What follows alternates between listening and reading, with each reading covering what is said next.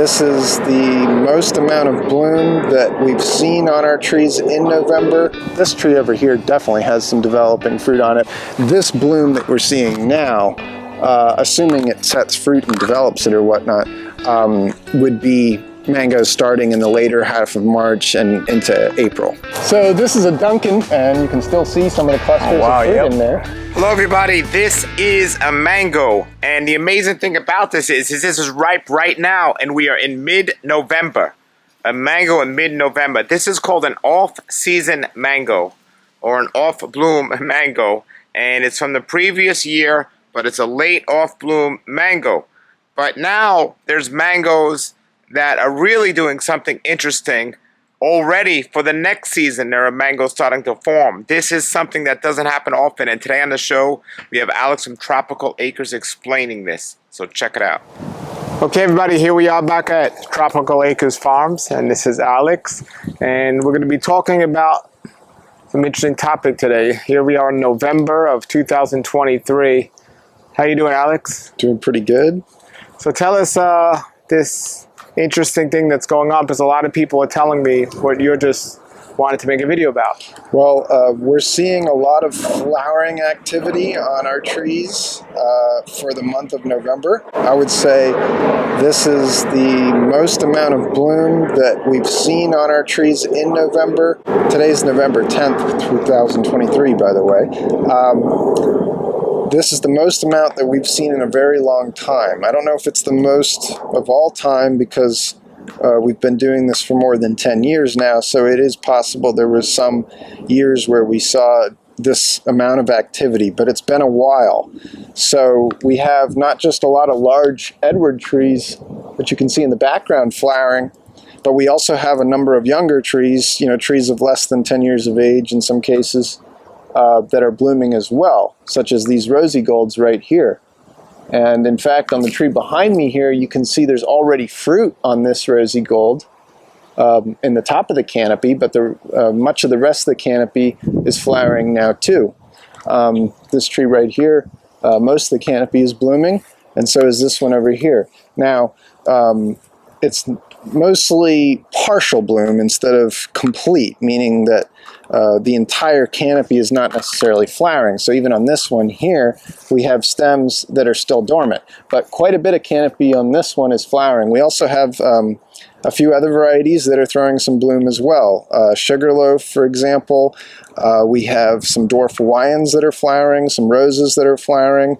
This isn't entirely surprising because these trees usually flower relatively easily, but I would say it's a greater percentage of them than we normally see in November. Usually we'll see more of a response during the months of December, January, and February from those varieties. So is that a good or bad thing for mango season? Well, it's certainly positive when they flower because that's the only way you can get fruit. So it could mean that we'll have a decent amount of spring mango because the fruit that would be coming from these would likely be ready starting around sometime in March. So we do get some March fruit every year, but having a significant amount of fruit in March is a different story. So so this could mean that we'll have a nice spring crop that we can make available to the general public. So a lot of times with that early fruit, there's not enough quantity to be selling too much of it. So this might change the game for this coming season in that respect. So it doesn't necessarily mean much in terms of the main summer crop. So just because we see trees flowering now quite a bit is not an indicator one way or another of how the big crop in June, July, August is going to turn out. So we haven't yet reached we're still in the dry season, and we haven't yet reached the cold so-called winter season of South Florida. So will that affect the mangoes if they are growing now? Yes, more so in areas that see a lot of cold weather, or more than we see here traditionally. So people that are in Central Florida, West Florida, interior areas that get pretty cold when cold fronts happen to roll through, and they could see temperatures drop, let's say below 40 degrees Fahrenheit. While that fruit is developing, assuming that they do set fruit off of this bloom, that could negatively impact the size of the crop that they get from this bloom that they're seeing in other areas. But in the coastal area of South Florida, Southeast Florida, probably won't have too much of an impact, other than possibly impacting the flavor of the fruit that is in development, because a lot of cold weather at night can damper the sweetness of the fruit sometimes. It's not always the case, but yeah, for people in other parts of Florida that might be seeing bloom on some of their trees right now, there's a possibility, and we don't know what kind of a winter we're going to get right now. So we're not that cold at the moment. In fact, we're probably above historical average on our daytime highs and lows. We've only seen a minor amount of cool weather so far in the last, less than 2 months. So a lot is still to be seen in terms of what could impact the flowering that other people are seeing. And we have heard from other people that there's quite a bit of flowering going around the state compared to normal. So it doesn't mean like all the trees are igniting right now or anything like that. But typically speaking, in the month of November, there's very little, if any, bloom activity going on in most of the state. Does that mean early season for everything, or just no? Okay. No, it just means that there could be some spring fruit for those that are getting, some bloom, but probably not enough to like make a big difference in terms of it being a share of the 2024 crop. The 2024 crop, the big bulk of it will be occurring during the summer. It's always that way. Are any of the trees that are in bloom now typically early season ones, or are they any later ones that are blooming? Yes, definitely. What we're seeing now is primarily varieties that are known to flower early. So Edward, Rosy Gold, these are amongst our earliest mangoes every single year. Now there's a few that have bloom coming out of them right now, like Sugarloaf, for example, that we would classify as kind of a regular early season mango, like more of a June mango than a April mango, if you will. So there is some activity on things that are not ultra early, but most of it's on the ultra early stuff, like Edward Dwarf Hawaiian, Rosy Gold, Rosa. So now I know taste-wise, in the spring we get more rain than we do in the winter. So will that help? I know you said the cold weather might affect it in a negative way, but will the less rain help the taste? Yeah, it does. I mean, so I'm not trying to say that fruit that occurs in March or in the spring is guaranteed to not taste as good as the summer. In fact, this year, the spring fruit was better than the summer fruit because it was drier in the maturation time that the fruit was on the trees compared to the summer. So, the fact that we get normally a lot of dry weather during the winter months actually is helpful to fruit quality. So just lots of exposure to cool weather at night can be detrimental to fruit flavor. And we'll see what kind of a mix we get. It's been nice and dry for the last month or so. And that's been very beneficial. And I think it's part of why you're seeing a greater than normal response from some of these trees during November. Sure. So a homegrowner whose trees are starting to bloom now, is there something they can do, whether spraying or fertilizing, that they do abnormally different than other years, or do they just have to sit back and watch what's happening? They can water the trees a couple times a week once they've started to see little fruits setting. That can definitely help with fruit retention, because right now, at least here in West Palm Beach, we're not getting much rain at all. Like it's been very minimal. We're probably below average for at least the last 3-4 weeks. And if they're feeling drought stress, they will drop more small mangoes and hold on to less fruit ultimately. So that's something that backyard people can do right now, or pretty soon, I guess, in the case of a lot of them, to help their trees retain more fruit. Now, it's important to remember to cut that watering off when the fruit is within like a month or so of maturity. I would say 8 weeks or so from the point in time that the fruit have started to grow would be the point in time that I would be watering them. You don't want to be watering them when the fruit's actually nearing ripeness. So, but that's something they can do for sure. If you're trying to encourage your tree to flower, on the other hand, you want to make sure you're not watering it. So, so if you're looking at a tree and maybe only a little section of the canopy is flowering, I would not water that tree. It's only if you see like a significant amount of bloom that you think is enough to like hold a substantial crop that I would say you might think about irrigation at least a couple times a week. It's kind of almost hard to overwater them this time of year when it's this dry. But count on doing it at least a few times a week to help encourage fruit retention. Besides that, I always talk about applications of potassium being beneficial to fruit production. That's something you should be doing in fall with maturing trees or mature trees anyway. So, but if you are doing that, that will help this fruit potentially, in terms of helping its development and quality and all that good stuff. So that's like a nutritional thing that they can be doing as well. So, and as we're here in November, previously, I mean, what's the latest you've seen mangoes from the previous season still fruit? And do you still have any? Or I still have some fruit on one tree, yes. And that's from really more appropriately described off-season bloom at that point. But yes, we do still have some fruit on at least one tree. The latest I've seen mangoes hang on trees that I would consider part of that year's primary flowering period. Probably early November. I can remember growing up in Jupiter, for some reason, a number of the kit mango trees growing in the Tequesta area would hold fruit into November a number of years. That was from the main bloom of those particular years. Otherwise, I'd consider that exceptionally rare. Like, that doesn't happen much. But that is the latest that I've ever seen fruit hang from a primary bloom. The fruit that we've got now on that one Duncan tree is really more appropriately classified as off-season fruit because the bloom occurred in the summer. So, okay.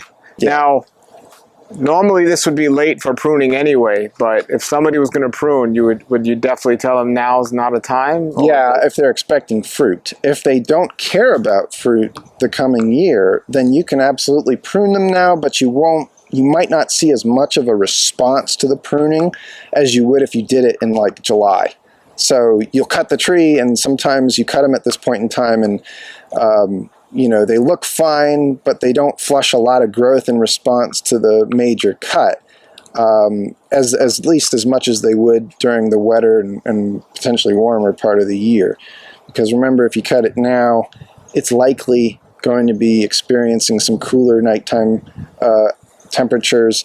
It's also experiencing less of a a shorter photo period, so less daylight hours, progressively less as we get deeper towards winter. And that has an impact on how much growth they're going to flush as well. So if they don't care about fruit, they can prune now, but it's more optimal to do it during the warmer and wetter months.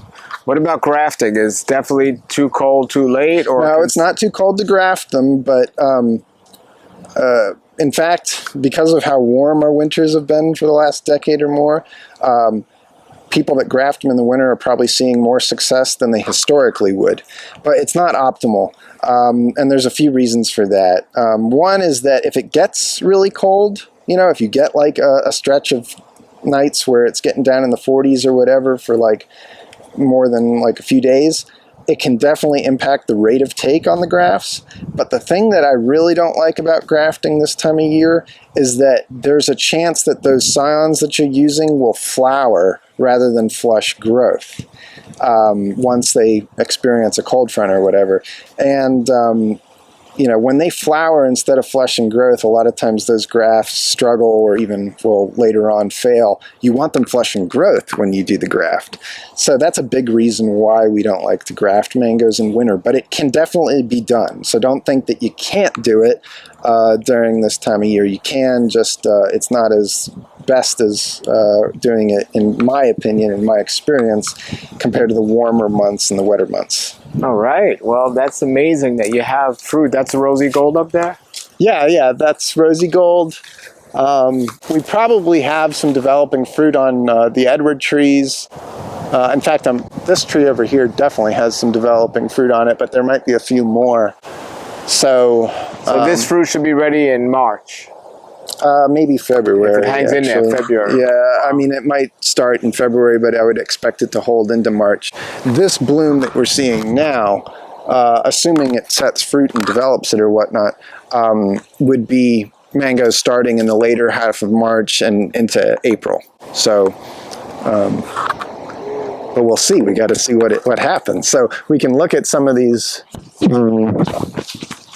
Edward here. We can look at a few other trees too, actually, that have bloom on them right now. Paul, if you look over here, this panicle right there has some fruit that are already beyond pea size, but on the other side of the tree, I believe there's more significantly sized fruit.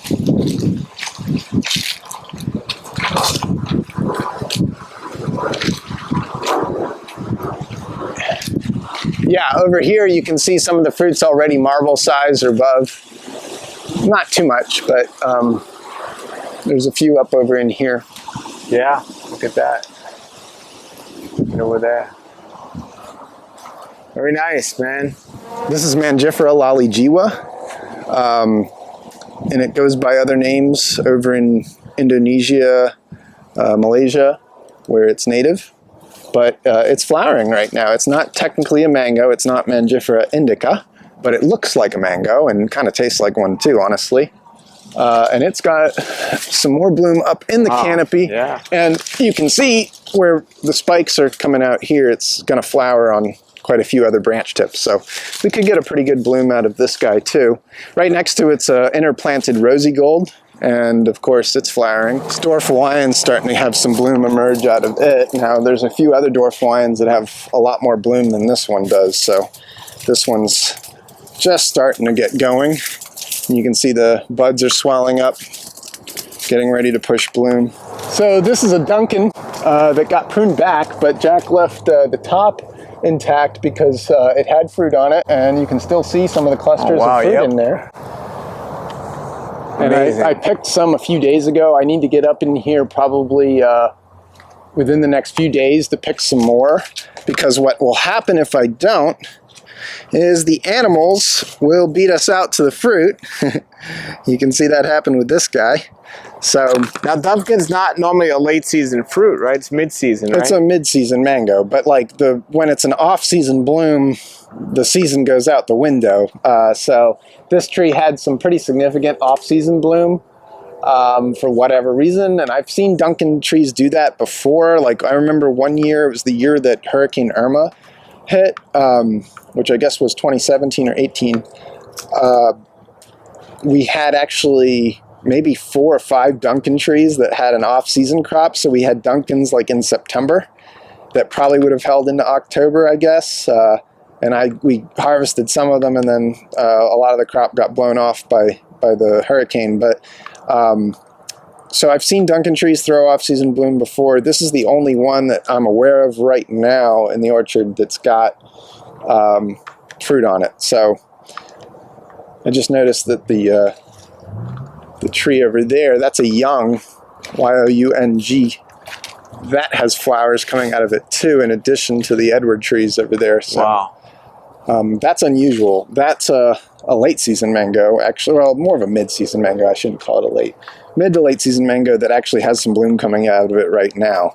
So that's one of the exceptions to what we're seeing here with all these early season varieties that are sending out some bloom. So sugarloaf right there. There's a sugarloaf. Not too bad. That's normally mid-season, or?